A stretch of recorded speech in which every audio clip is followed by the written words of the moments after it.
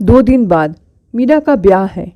आज आंगन में मंडप सजाया जा रहा है। बांस बांधे जा चुके हैं। बांसों के ऊपर छाया के लिए पाकर की हरी टहनियाँ तोड़कर रखी जा रही है। घर के बड़े दामाद हंस रहे हैं। मंडप की ऊंचाई कुछ अधिक रखी है।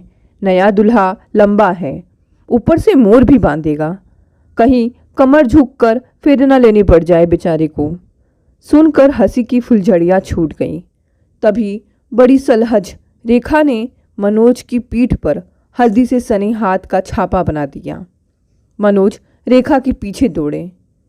कुर्ता खराब कर दिया भाभी, पूरे पैसे गिन के लूँगा। हाँ, फूटी कौड़ी भी नहीं मिलेगी। खिलखिलाकर हंस रही हैं। इधर पीठ पर हल्दी के धौल पड़ रहे हैं तो दूसरी तरफ ढोलक का थाप। ट्यूबलाइटें लग चुकी हैं। आंगन दूधिया प्रकाश से जगमगा रहा है। बच्चों की टोली एक तरफ बिछाए गए गद्दों में गुलाटियां खा रही हैं। आंगन के एक निरापात कोने में बड़े से चूल्हे पर घर की मंझली बहू छाया पूरियां तल रही है। रिश्तेदार एकत्र हो गए। इतने लोगों की रसोई उसे ही तो बनानी है। हलवाई कल से लगेगा। बड़े बेटा बहू राकेश और रेखा, छोटे बेटा बहू विवेक और मीता, बड़े बेटी दामाद रानी और मनोज, मंझले बेटी दामाद अनु और सुमित आज सुबह आए हैं। अम्मा चगन मगन हैं। सबसे छोटी पुत्री मीरा के हाथ पीले कर दायित्व मुक्ति का संतोष चेहरे से स्पष्ट झलक रहा था। बाबूजी आंगन में व्यस्त हैं और अम्मा कमर पर हाथ धरे आंगन में डोलती फिर रही हैं, आदेश निर्देश दे रही हैं। बहू मीता भीड़ भाड़ है। तुम्हारा बच्चा 5 महीने का है, काम में न जुट जाना, उसे देखना। अपनी लाडली ननन के ब्याह में मुझसे खाली बैठा जाएगा क्या अम्मा? बच्चा पहले, काम तो होता रहेगा। मीता ने मुक्ति की सांस ली। और हाँ रेखा, कल मीरा के हाथ पैर में मेहंदी तुम्हें ही लगानी है। इसे ब्यूटी पार्लर भी ले जाओगी और मेकअप का सामान भी खरीदना है। तुम सामान खरीदना खूब जानती हो। इसके सैंडल तो अभी तक नहीं आए। अम्मा मैं सब कर दूंगी, कसर नहीं उठा रखूंगी। क्यों फिक्र करती हो? रेखा को बाजार भेज दिया जाए तो वह पूरा बाजार खोज कर दिन अस्त होने पर ही आती है। अपना रुचि का काम पाकर वह खुश हो गई। अरे रानी, अन्नू, तनिक सुनो तो, अभी कहीं जगह काट नहीं बटे हैं। कल सुबह तुम लोग नहा धोकर निकल जाना। अभी तक काट नहीं बटे हैं अम्मा? यहाँ का काम तो बड़ा ढीला पोला है। रानी ने कपाल पर हाथ मारा। सब राम भरोसे चल रहा है बिटिया। ये रवि और छाया तो ऐसे निठल्ले हैं कि इनसे कोई काम ही नहीं होता। अब तुम सब लोग आ गए हो, सबका योगदान रहेगा तो मीरा राजी खुशी विदा हो जाएगी। अम्मा ने दुखड़ा रोया। निठल्लेपन से उन्हें रवि की याद आई। हाय नारायण, रवि वानी के गद्दे रजाई में रुई भरवाने गया था, अब तक नहीं लौटा। जहाँ जाता है चिपक जाता है। पनीर का ऑर्डर देने कब जाएगा? इतना दिमाग तो है नहीं कि उसी तरह से ये काम भी करता आए। तभी राकेश ने गुहार लगाई। अम्मा मैं फ्रिज ले आया, बताओ कहाँ रखवा दूँ? और ये टीवी ओनिडा का है। भाव विहल अम्मा फ्रिज और टीवी पर अपना खुरदरा हाथ फेरने लगी। कहाँ सोचा था कि मीरा को इतना कुछ दे पाऊंगी। बड़ा बेटा राकेश और छोटा बेटा विवेक ने सब संभाल लिया है। राकेश थानेदार है, विवेक इंजीनियर है और एक है श्रीमान रवि शुक्ला, प्राइवेट स्कूल में शिक्षक। अम्मा की तो लूटिया ही डुबो दी। शेष कसर पूरी कर दी छाया ने। न सूरत, न शकल, न दहेज। रवि अपनी साधारण पत्नी से संतुष्ट है तो रहे, अम्मा कैसे हो जाए? उन्हें अच्छे बुरे की परख है, इसलिए रवि और छाया पर दृष्टि पड़ते ही मुख मुद्रा विकृत हो जाती है। वे निकट खड़ी बुआ को बताने लगे, राकेश फ्रीज दे रहा है, विवेक कलर टीवी। अभी जाने कितना खर्चा होगा बेचारों का। अन्नू गर्व से बताने लगी, मैं एसी दे रही हूँ। हैसियत तो इतनी नहीं है, पर मीरा का ब्याह क्या बार बार होगा? सच्ची, मैं तो डाइनिंग टेबल दिए दे रही हूँ। अरे देने का दिल होना चाहिए, दिल। रानी ने दाएं हाथ से 2 बार सीना ठोका। और छाया क्या दे रही है? बुआ पूछने लगी। देखी क्या, एक चादर तो काट रही थी। कहती है रेशम की कढ़ाई है। पता नहीं क्या है ये रेशम की कढ़ाई। इतना भारी योगदान। अन्नू ने आंखें फैलाई तो आंगन एक बार फिर ठहाकों से गूंज उठा।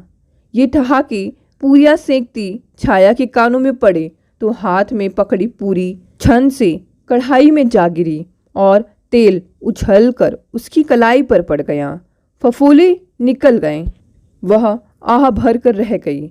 इस घर में उसकी पीड़ा समझने वाला कोई नहीं है। रवि से कितना कहा, कोई बड़ा आइटम दे दो, कहीं से कुछ ऋण ले लो। वे अड़ गए।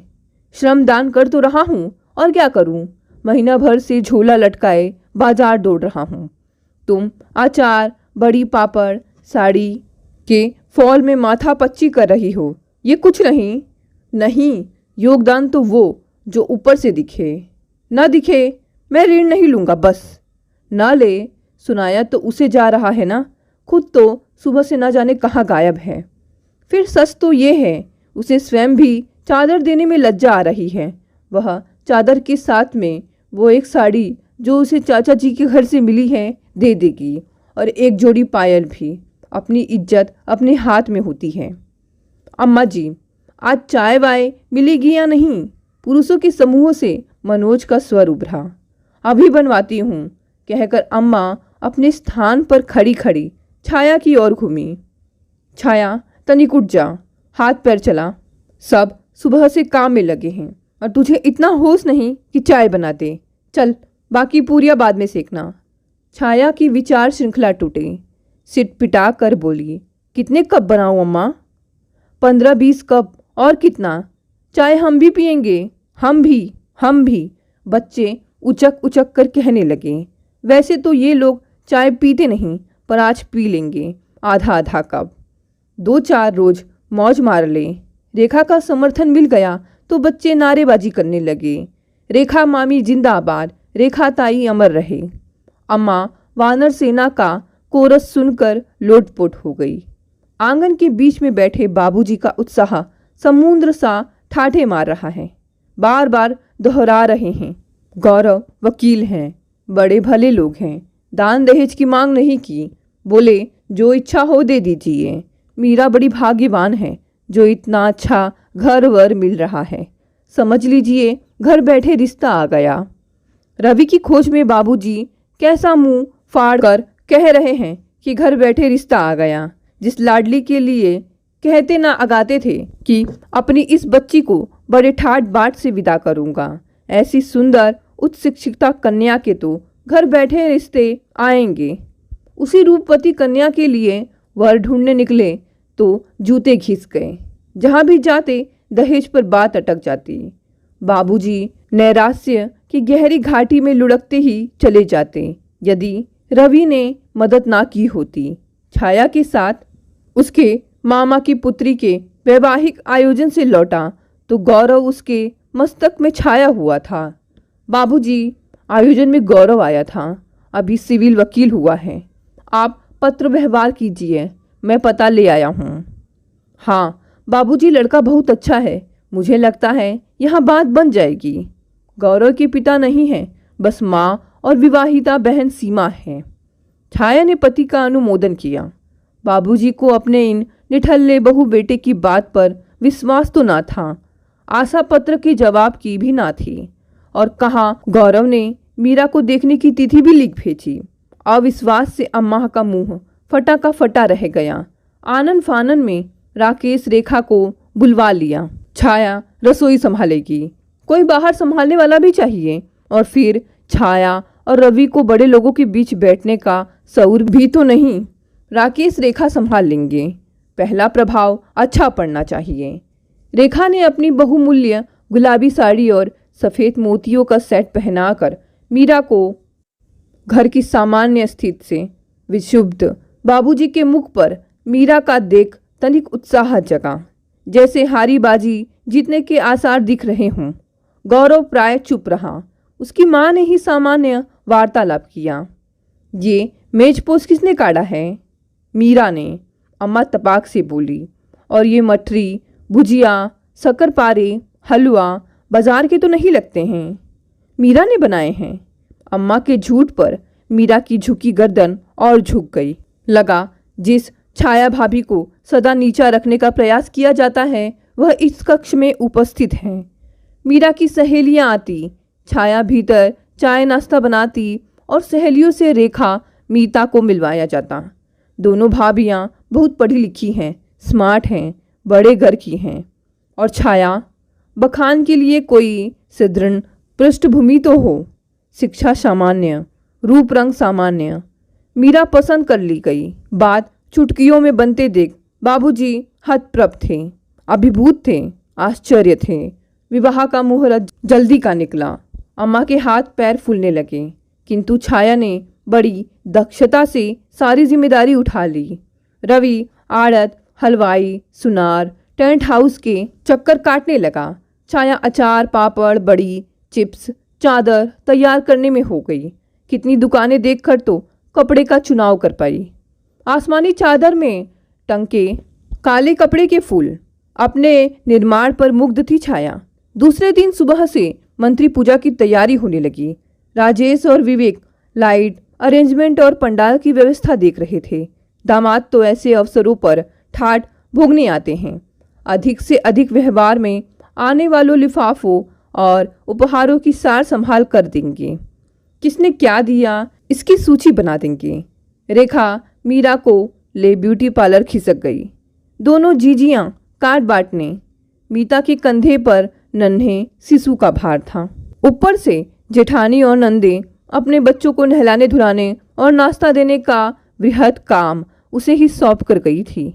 एक छाया ही बसती थी। नहा धोकर पाकशाला में घुसने लगी तब उसे ध्यान आया, अभी चादर, साड़ी, पायल अम्मा को दे देते हैं तो वे सहेज कर मीरा के बैग में रख देंगी। फिर उसे रसोई से अवकाश नहीं मिलेगा। वह तत्परता से सामान निकाल लाई। अम्मा, ये मीरा को दे रही हूँ, देखो ठीक तो है ना। मन तो बहुत कुछ देने का है पर हैसियत, अब हैसियत ना सुना, ये भी रख ले, मीरा के लिए कमी नहीं है। अम्मा ने कहा, एक रेखा और मीता है, ननंद के लिए खर्च किए बिना इनसे रहा नहीं जाता। भाई तू ये भी रख ले, मैं निठल्लों से आशा नहीं करती। छाया दीनता की मूर्ति बनी कुछ देर सामान लिए खड़ी रही, फिर अम्मा के सामने रख रसोई में झाँकुसी।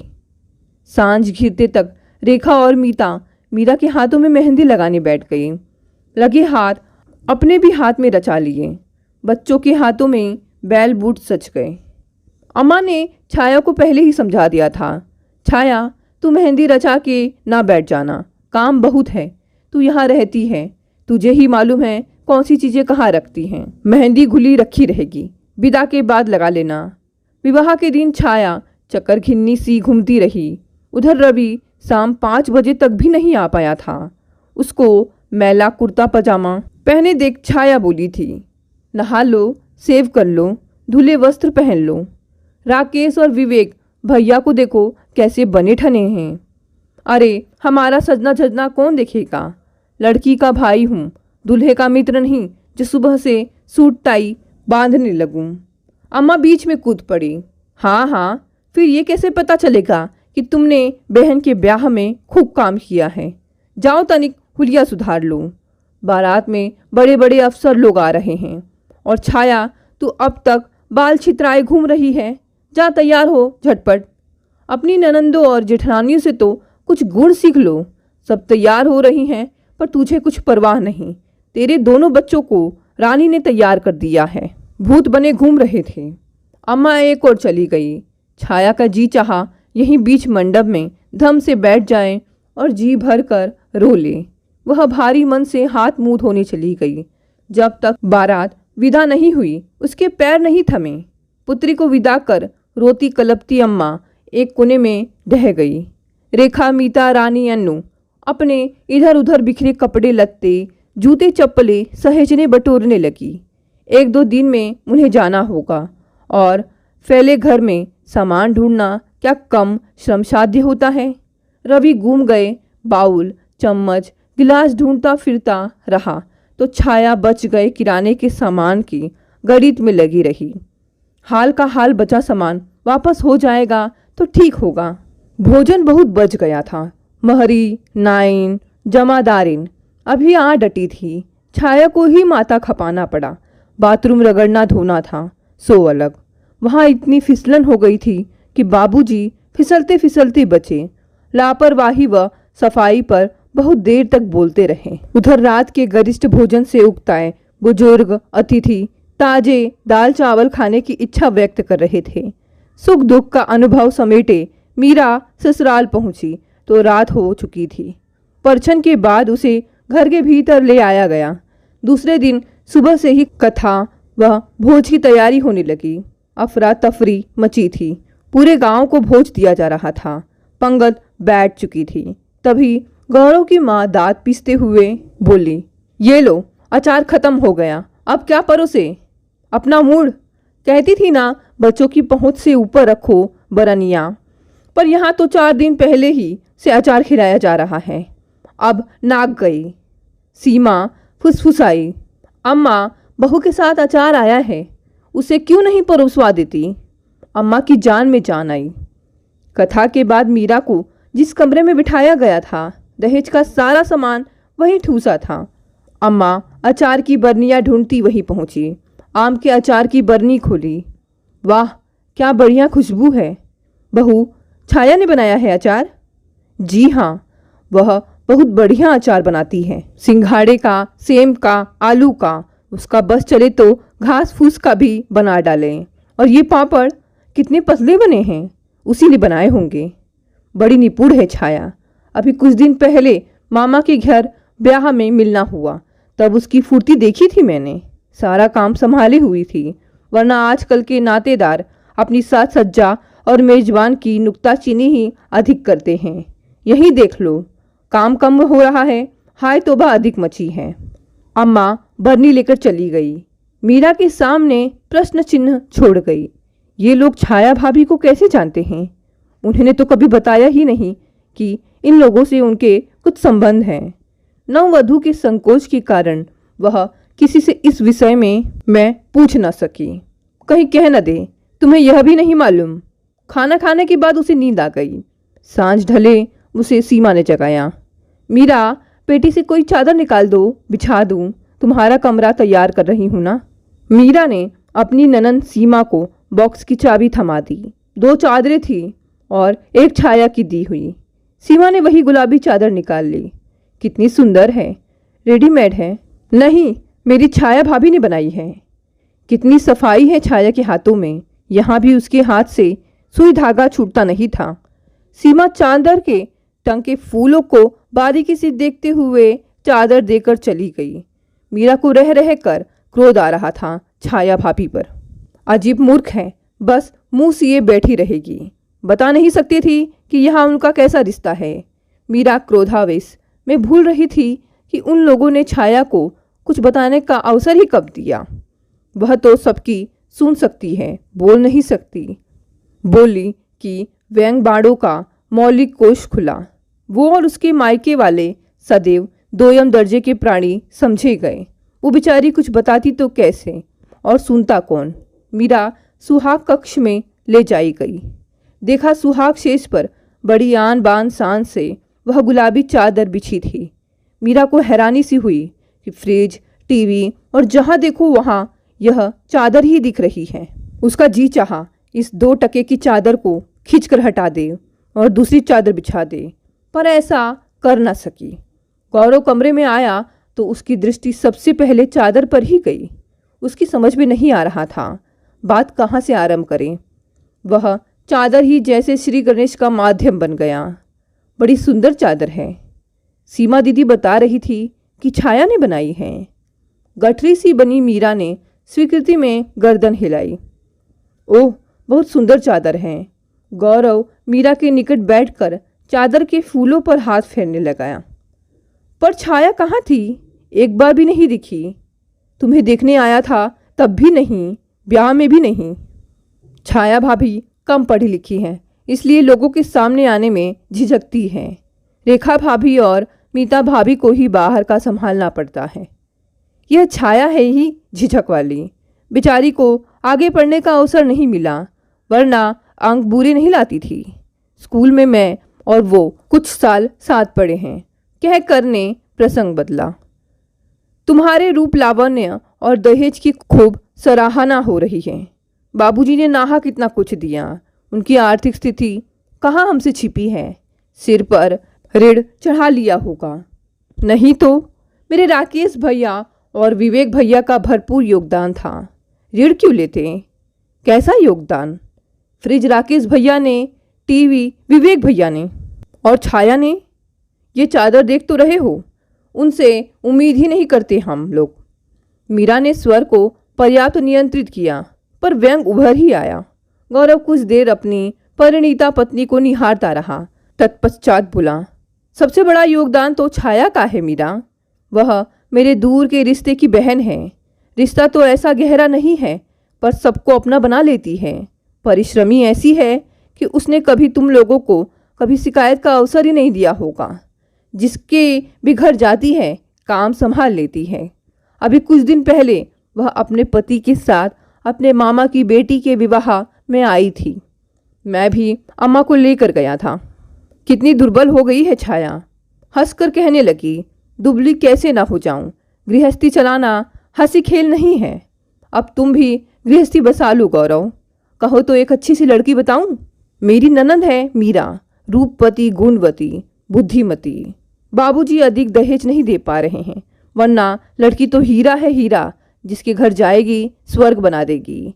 तुम उसे एक बार देख लो तो मना नहीं कर पाओगे। मैंने पूछा, तुम्हारी तरह निपुण है ना? कहने लगी, मैं तो उसके सामने कूड़ा करकट हूँ।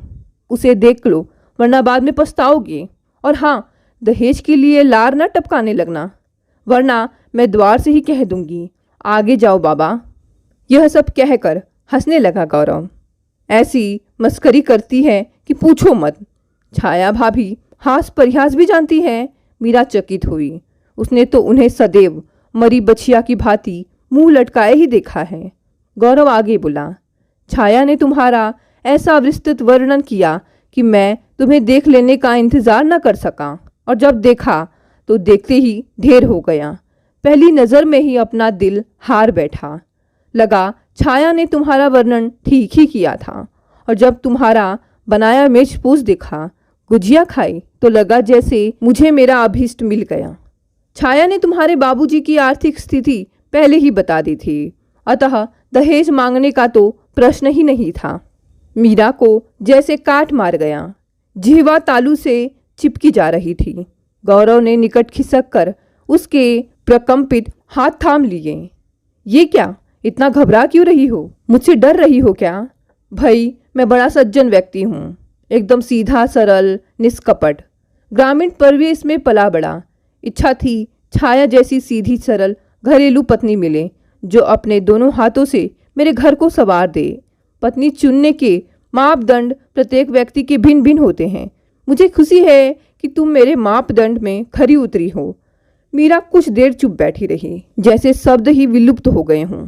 फिर देह की समस्त ऊर्जा कंठ में संग्रहित कर किसी प्रकार बोली, पर छाया भाभी ने कभी नहीं बताया कि इस विवाह के लिए उन्होंने प्रयास किया था। उसकी श्रेय लेने की आदत नहीं है। उसने पत्र लिखकर मुझे भी मना किया था कि तुम्हें कुछ ना बताऊं। कहीं तुम ये ना समझ लो कि तुम्हें मैंने छाया के दबाव में आकर पसंद किया है। ऐसे निष्कपट निस्वार्थ लोग भी हैं इस धरती पर। मीरा निरुत्तर हो गई। क्या कहती? भाभी की सारी चेष्टाएं हमारे घर में बुरी तरह असफल सिद्ध हुई है। कोई भी उनसे प्रसन्न नहीं है। पत्नी को देखकर गौरव मुस्कुराया। तुम सोच रही होगी, प्राणनाथ ये क्या लेकर बैठ गए? कितना सोचा था, कम से कम आज की रात किसी अन्य का प्रसंग ना उठाऊंगा, बस अपनी कहूँगा, तुम्हारी सुनूंगा। पर इस चादर ने सब गड़बड़ कर दिया। चादर देखी तो अनायास छाया की याद आ गई। गौरव अपनी बातें समाप्त कर चुका था और मीरा अभी भी छाया भाभी के योगदान की समीक्षा में डूब गई थी। वह मन ही मन स्वयं को अपराध बोध महसूस कर रही थी कि अपने घर वालों के साथ उसने भी कई बार छाया भाभी की कितनी बार अवहेलना की है। उसके घर वालों ने छाया भाभी की काबिलियत को पूरी तरह से नकार दिया था। फिर भी वह सबको अपना समझकर पूरा सहयोग देती रही। मीरा को उस रात अपनी सभी गलतियों का एहसास हो चुका था। उसने मन ही मन तय किया कि वह सुबह ही अम्मा और बाकी घर वालों को पत्र करके भाभी की योगदान से अवगत कराएगी और साथ ही साथ उनसे माफ़ी भी मांगेगी। दोस्तों, ये कहानी यहीं समाप्त हो गई। अगर कहानी पसंद आई तो इसे लाइक और शेयर करें, और अगर आप नए हैं तो इस चैनल को भी सब्सक्राइब कर लें। धन्यवाद दोस्तों, मिलते हैं अगली नई कहानी से।